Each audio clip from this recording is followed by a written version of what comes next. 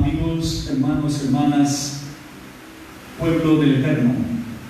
En este tiempo hemos estado dando unas conferencias sobre el Marx desconocido, la otra cara de Karl Marx, que casi nunca, diría yo, y eso que casi está de más, nunca se ha escuchado, al menos en universidades, en una parte de oír sus discursos, políticas, economías y demás. No se ha hablado de este Marx desconocido, ni del Lenin desconocido, ni del Darwin desconocido, ni de los otros desconocidos.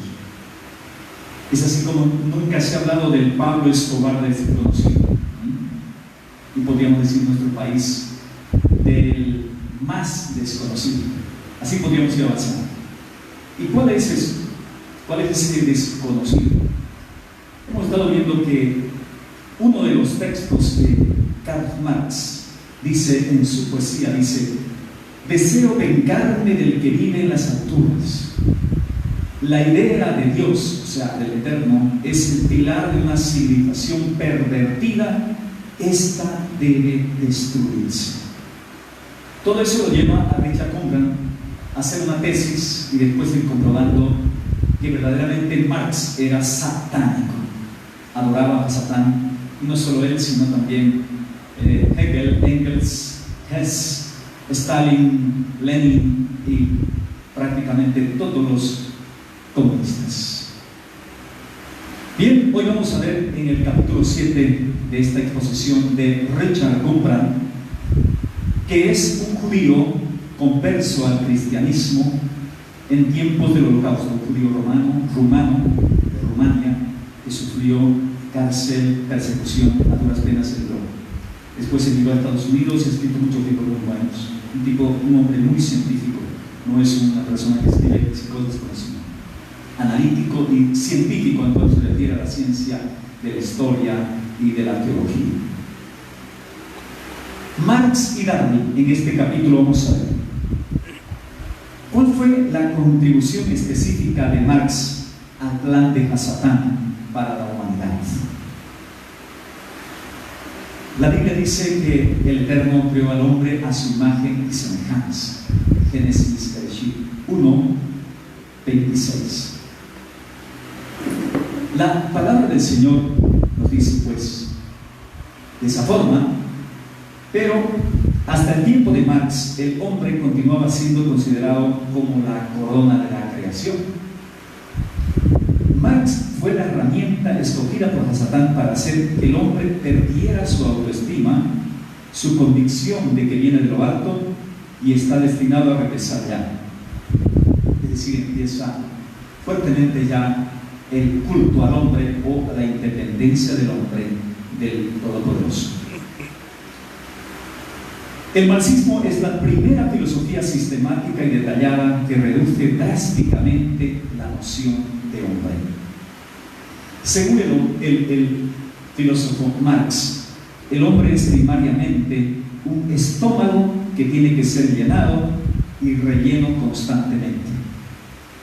Hay otro libro escrito por un alto investigador de la FBI que se llama Maestros del Engaño, donde cita a un amigo de él que relata cómo era la vida de Marx, cómo vivía, cómo era su familia, cómo era su casa, su cotidianidad. Prácticamente es la de un mendigo que está en la suma de desgracia y pobreza. Y ese fue el hombre hasta el final de su vida. Según Karl Marx, el hombre primariamente, entonces, dice, necesita es llenar su estómago. Los intereses prevalecientes del hombre son de naturaleza económica. El hombre es un homus economicus. Él produce para satisfacer sus necesidades y para este propósito entra en relaciones sociales con otros. Esta es la base de la sociedad, lo que Marx llama la infraestructura. Sabemos que en el marxismo se manejan tres etapas superpuestas: la infraestructura, la estructura y la supraestructura, ¿no? Y todo eso es el marxismo científico, el materialismo científico contrapuesto al materialismo utópico o idealista.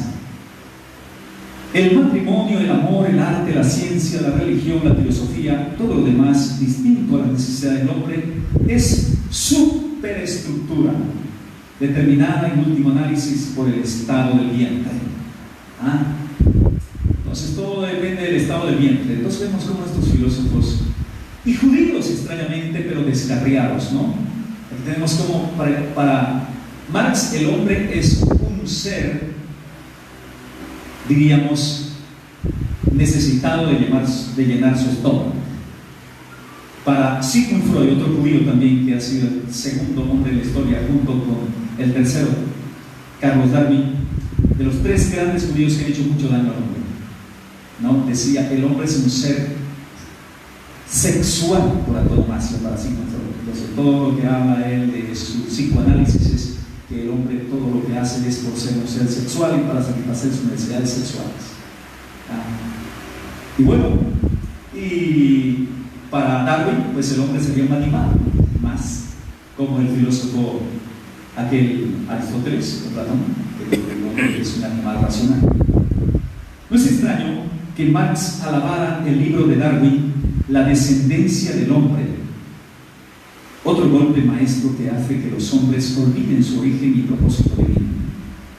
Darwin dijo que el hombre procede del mundo animal, que fue destronado por estos dos. Hasatán no podía destronar a Elohim, por eso degradó al hombre. Se mostró que el hombre era progenie de los animales y mero servidor de sus intestinos. ¿Ya? Así se va degradando. Entonces la idea es sacar del ser humano aquello que dice la Sagrada Escritura, que es imagen y semejanza del Eterno. De Él vino y a Él tiene que volver.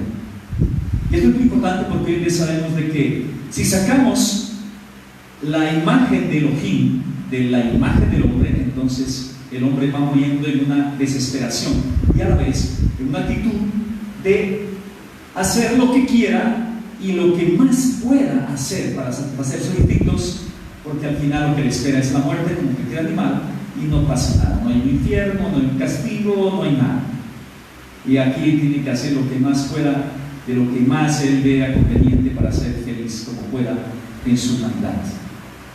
En otras palabras, ya llegamos a lo que decía el filósofo Hobbes: el hombre es lobo para el hombre. Y de ese modo tenemos que muchos de estos filósofos terminaron. Marx en la suma pobreza vivió y murió. Muchos de estos filósofos terminaron locos, ¿verdad? Locos. El gran filósofo griego Sócrates se suicidó tomando veneno, la cicuta, por aclarar que tenía que hacerlo. El inspirador del comunismo cubano también, ¿no? Decía que la obligación del hombre es el suicidio cuando ya el hombre ve que no hay más nada que hacer en la vida. Por eso los guerrilleros tenían que suicidarse. Sin embargo, Che Guevara, desarmado, estaba ya ahí en la quebrada del Churo y podía haberlo hecho y no lo hizo, ¿no? Entonces, una cosa es hablar, otra cosa es hacer. De ese modo, es que el hombre procede del mundo animal. El hombre es progenie de los animales y mero servidor de sus intestinos. Es una extraña coincidencia que el siglo XIX diera al mundo tres preeminentes personalidades opuestas al cristianismo, y lo dice también Luther. Todas con el nombre de Charles, oiga, el nombre de Carlos, medio grave, Karl en alemán, Charles, y Carlos, para nosotros, Marx. Charles Darwin, Carlos Darwin, y el poeta francés Charles Baudelaire, el último escritor, el último escribió en Abel y Caín, dijo: raza de Caín, asciende al cielo y arroja a Dios a la tierra. Marx le escribió a Ferdinand Lassalle el 16 de enero de 1861. El libro de Darwin es muy importante y me sirve como base en las ciencias naturales para la histórica lucha de clases. Ya sabemos que lo que él puso en el tapete fue la lucha de clases. Existen clases sociales que están en lucha, la tesis, la antítesis y la síntesis, ¿no? La dialéctica de Hegel aplicada en una forma más centrada a las relaciones humanas por Karl Marx. El yerno de Marx, Paul Lafargue, en El socialismo y los intelectuales dice: cuando Darwin publicó Su origen de las especies, despojó a Dios de su papel como creador del mundo orgánico, así como Franklin le había despojado de su rayo. El intento original de Darwin no fue hacerle daño a la religión. Él había escrito: hay grandeza en esta apreciación de la vida. Con sus diferentes poderes, habiendo recibido originalmente aliento en pocas formas o en una, a fin de hacer más enfática su posición, Darwin insertó la frase por el creador después de aliento en la segunda edición. Así quedó en todas las sucesivas ediciones que publicó. Posteriormente, Freud completaría la obra de estos gigantes, reduciendo al hombre básicamente al impulso sexual, a veces sublimado en la política, en el arte o en la religión. Fue el psicólogo Carl Gustav Jung quien regresó a la doctrina bíblica de que el impulso religioso es el estímulo básico del hombre. Muy diferente, ¿no? Pero casi nadie le ha dado valor a Jung, ¿no? Sino todos los psicólogos que ponen en alto, así como Freud. La época de Marx fue un tiempo de fermento satanista en muchas esferas de la vida. El poeta ruso Sologub escribió: mi padre es el diablo. Otro poeta ruso, Brusov, dijo: yo glorifico igualmente al Señor y al diablo. ¿Es posible? Marx fue hijo de una época que nos dio a Nietzsche. Friedrich Nietzsche. ¿Ha leído alguien? Así hablaba Zaratustra, o la transmisión de los valores, Ecce Homo, donde habla con palabras soeces a cada rato, mezcla los signos de interrogación con admiración, vocales repetidas y todo eso, ¿no? El filósofo favorito de Hitler, en realidad lo que hizo Hitler fue poner en práctica las ideas de Friedrich Nietzsche y también en la parte religiosa las ideas de Martín Lutero Cristianamente. De esa manera, el filósofo favorito de Hitler y de Mussolini fue Friedrich Nietzsche, el que decía de que hay que buscar al superhombre, al superhombre. A Max Stirner, un extremado anarquista, y a Oscar Wilde, el primer teórico de la libertad para la homosexualidad, vicio de hoy, que hoy ha encontrado aceptación hasta en el clero. Las fuerzas satánicas prepararon a Rusia para la victoria del marxismo. El tiempo de la revolución era un periodo cuando el amor, la buena voluntad y los sentimientos sanos eran considerados pobres y retrógrados. Las jóvenes escondían su inocencia y los maridos su fidelidad. La destrucción era alabada como buen gusto y la neurastenia como señal de aguda inteligencia. Esto era el tema de nuevos escritores, quienes salieron de la oscuridad para entrar en escena. Los hombres inventaban vicios y perversiones y evitaban que se los consideraran morales. ¿Cómo fue entonces? Vamos a ver que Stalin, este otro de los grandes y más pequeños, diríamos, e impíos a la vez, para el mundo, grandes por su fama, ¿no? ¿Cómo fue que Stalin se volvió revolucionario después de leer a Darwin? ¿Cómo fue eso? Como estudiante de un seminario ortodoxo, obtuvo de Darwin el concepto de que no somos criaturas de Elohim, de Dios, sino el resultado de una evolución en la cual reina una competencia despiadada, donde solo sobreviven los más crueles y fuertes. aprendió que la moral y los criterios religiosos no desempeñan ningún papel en la naturaleza y que el hombre es tan parte de la naturaleza como un pez o un mono. Larga vida para la crueldad y la impiedad. Quiero decirles mi experiencia de mis años de filosofía. Realmente no me sentía feliz por eso.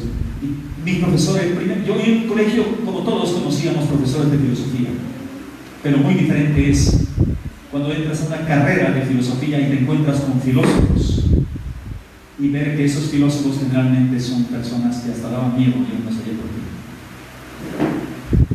Recuerdo en mi primera clase de filosofía en la Universidad Católica, uno de esos hombres con su cigarro, su barba, llegaba, sus ojos pequeñitos, lentes gruesas, nos miraba todos ahí como diciendo, ¿y esto es qué? Vamos a ver esto. Y nos decía, me alegro sobremanera y me entristezco hasta lo más bajo. Hay estudiantes de 18, 20, 21 años, 25. Porque de ir ante ustedes a estudiar la filosofía, nunca más serán felices. Porque ante cualquier cosa de la vida se preguntarán todo ¿por qué? No serán como los demás. Pero a la vez me alegro mucho porque al preguntarse el porqué de Dios, el porqué del mundo, el porqué del hombre, ustedes encontrarán la razón sustancial de las cosas. Investigar, estudiar. Para mí era un campo de concentración nazi, porque nos daban cantidad de libros para estudiar. Por otra parte, eso me ha servido ahora para poder estudiar, pero para el bien, para las cosas de la vida. Pero uno veía cómo estos hombres, Comte, Nietzsche, Feuerbach, Kierkegaard, Camus, todos estos filósofos, Hobbes, salían con tantas frases. La religión es el opio del pueblo, Dios ha muerto, decía. Otro decía, el mundo teológico es el más ruin y básico de la historia, y ahora estamos en un mundo positivo. Y como es que en tiempo de la Revolución Francesa pusieron como diosa a una prostituta en la catedral de Notre Dame. Hace unos días se firmó la catedral de Notre Dame en París, pero nadie supo por qué, ¿no? Eso es en tiempo de la Revolución Francesa, coronó a la diosa razón una prostituta. Todas esas cosas se han hecho en el mundo intelectual. Hay cosas que se han hecho en el mundo ignorante, hay cosas que se han hecho en el mundo de lo folclórico, pero también han hecho cosas grandes en el mundo intelectual. Por eso nosotros como siervos del Señor tenemos que estar alertas ante las áreas diferentes de la vida. Ya. De esa manera podemos decir, al ver a todos estos filósofos, Marx fue hijo de una época que nos dio a Nietzsche, a Max Weber, el anarquista, a Oscar Wilde, el teórico primero para la homosexualidad, que hoy en día también ha llegado a tener aceptación y socialización, y cada vez más los homosexuales y las lesbianas están tomando el poder también, están unidos. Puedo decir yo que hoy por hoy el satanismo tiene bajo su mano poderes grandes en este mundo, que son el comunismo, unidos con el narcotráfico, con el radicalismo islámico y con el homosexualismo. 4 poderes grandes, que casi nadie habla de eso. Muchos hablan de los masones, otros hablan de los Illuminati, otros hablan por ahí de Richard Steele o de Bill Gates y demás, pero casi nadie habla de estas situaciones que son en realidad lo más peligroso que hay. Y por eso es que nadie habla, porque son peligrosos. Los peligrosos no se deben a conocer, se ocultan mucho. Las fuerzas satánicas prepararon a Rusia para la victoria del marxismo.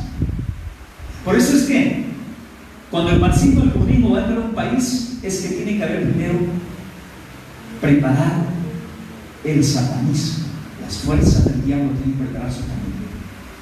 Y yo le digo con toda libertad aquí a los bolivianos y a los que van a escuchar de otros países.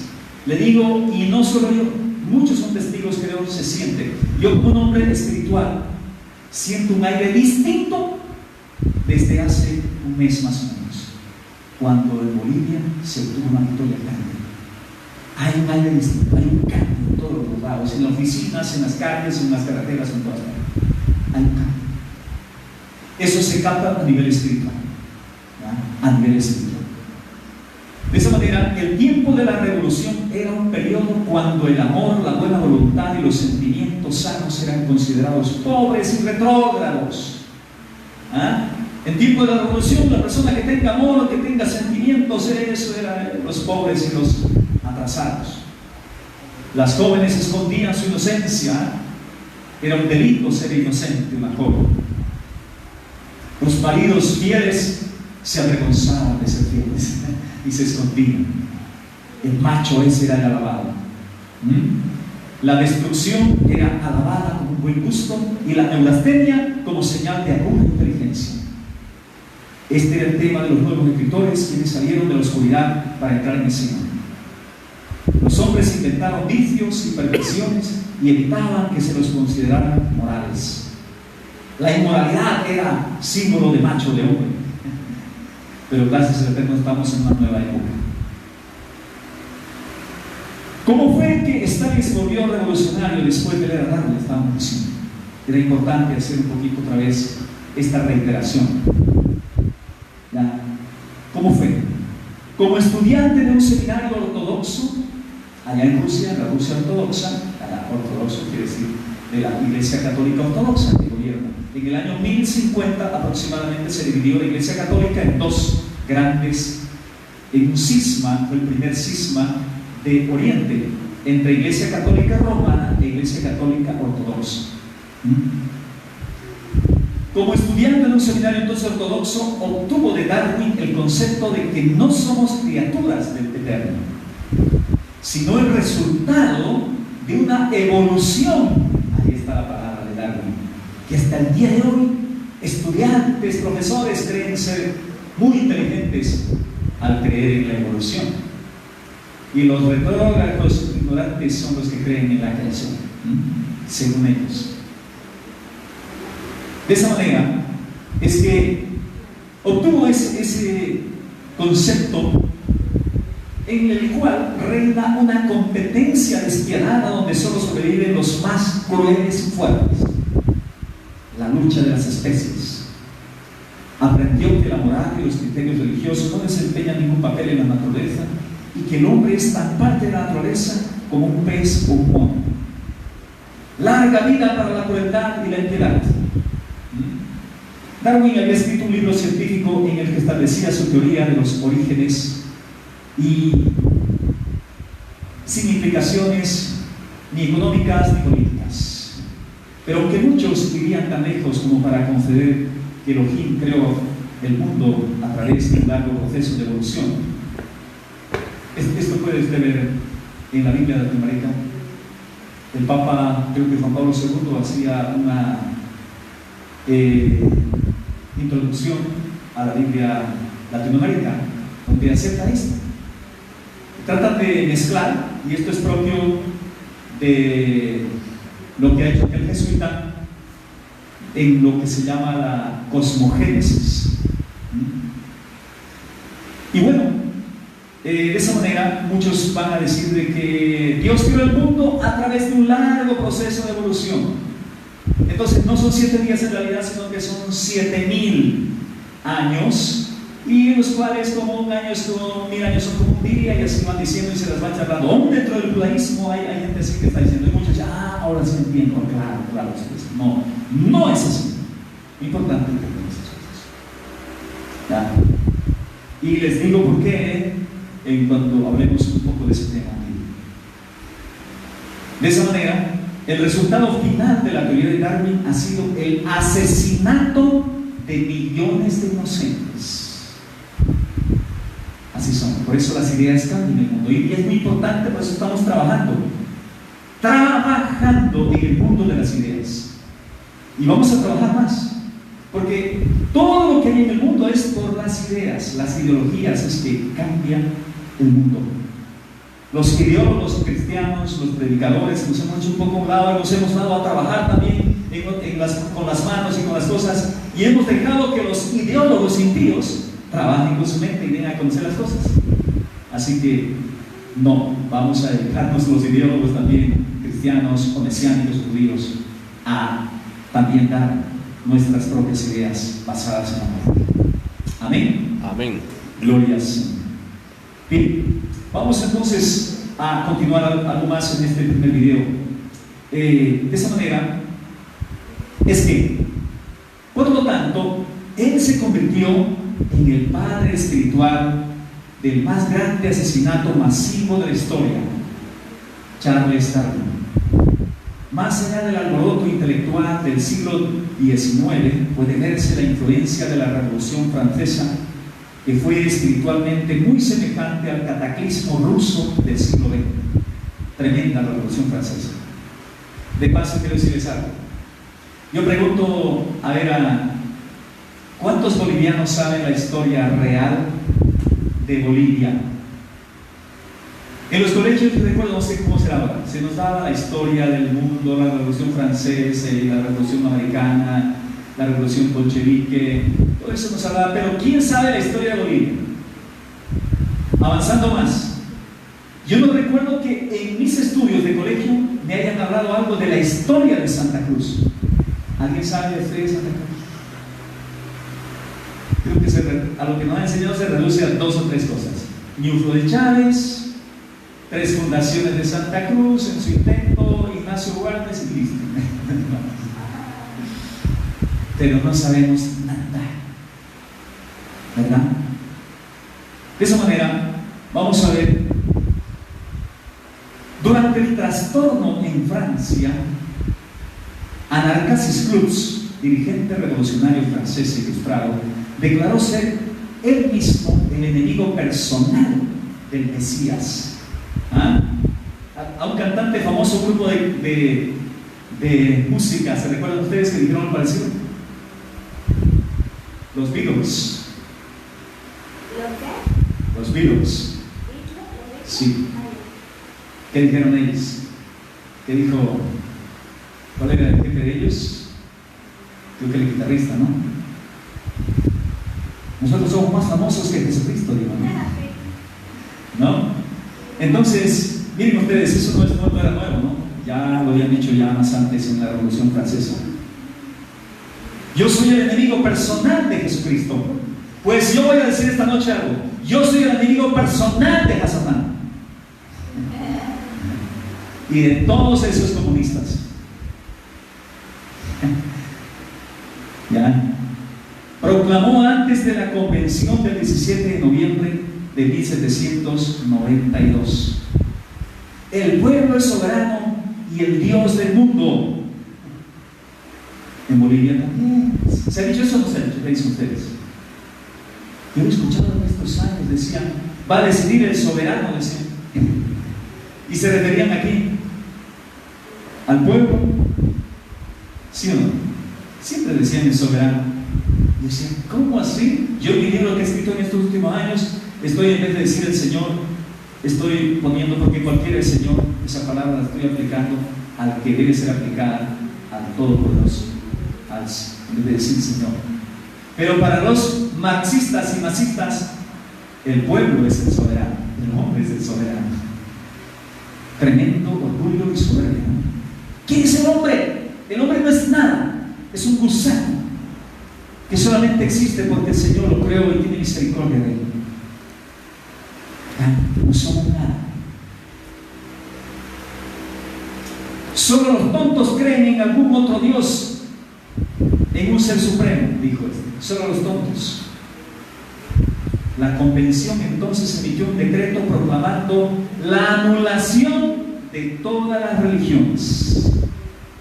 Por eso el Código Penal del año pasado estaban tanteando a ver hasta dónde podían llegar, si había oposición o no, y vieron que había una fuerte oposición, y eso fue su muerte prácticamente para el gobierno, Porque varios captamos la idea y dijimos, no, basta ya, hasta aquí llegaron. Como dicen acá los canvas, se han pasado. Se pasaron. Yo dije, se llenó el vaso, rebalsó. Y nos levantamos. Y esta congregación salimos a la plaza con shofar a tocar y a predicar y a tomar la plaza en guerra espiritual, en táctica de tomar lugares. Al día siguiente, a los 2 días, también los evangélicos, y empezó la revolución espiritual, la guerra espiritual. Para quienes tomamos en serio las palabras de la oración del Señor, líbranos del mal, el significado es claro. Imploramos a un Todopoderoso que es amoroso, que nos proteja a nosotros y a la sociedad que nos rodea de falsa doctrina, del arte pernicioso que nos acostumbra al mal, socapa de belleza y de inmoralidad de vida. De ese modo, no necesitamos temer a las trampas del diablo. ¿Ya? Nosotros sabemos que el Todopoderoso es grande y maravilloso. No tenemos miedo a nada porque Él está con nosotros. Usted puede elegir: o quiere llegar a ser como el diablo, cruel y vicioso, o como Yeshua, el Elohim, el Dios hombre, santo, de amor y de paz. Eso depende de usted.